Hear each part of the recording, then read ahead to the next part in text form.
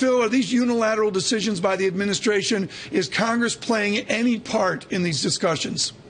They're not, Tom. These are unilateral decisions. This was a recommendation by Defense Secretary Chuck Hagel to the president. A few days ago, the president authorized that. Those 130 advisors landed in Erbil actually yesterday.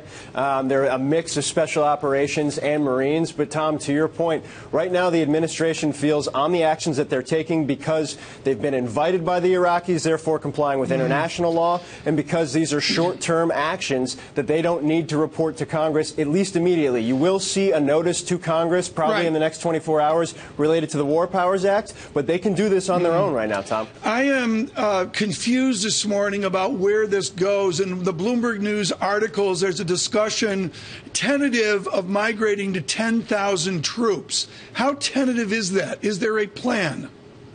I would say this. All sorts of plans are on the table right now over at the Pentagon. They have to be prepared for anything. Nobody at the White House thinks that putting 10,000 troops in an advisory capacity or in a boots on the ground, these are combat actions capacity, is even remotely tenable. I do think that Pentagon officials are briefing the White House right now, and what we've heard from administration officials are, both at the State Department and at the Pentagon, there's a very real recognition that the 700 advisors that are in there right now, the work that they're doing on the humanitarian side to try and help the Yazidi refugees stuck on the top of Mount Sinjar, simply are not going to have a long-term impact. These are short, kind of put a Band-Aid over something types of issues. There has to be something more that's done.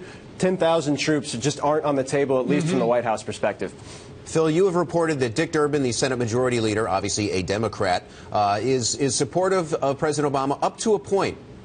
Do 130 advisors on the ground fall within the point of support?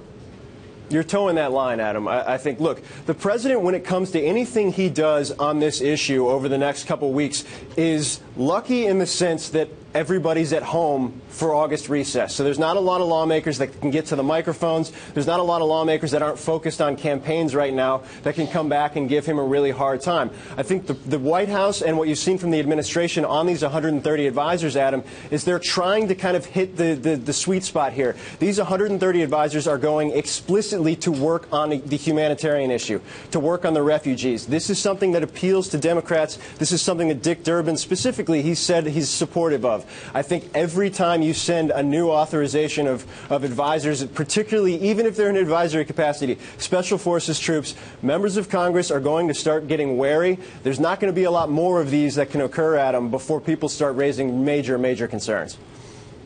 All right. Thank you, Phil Mattingly, joining us from Washington.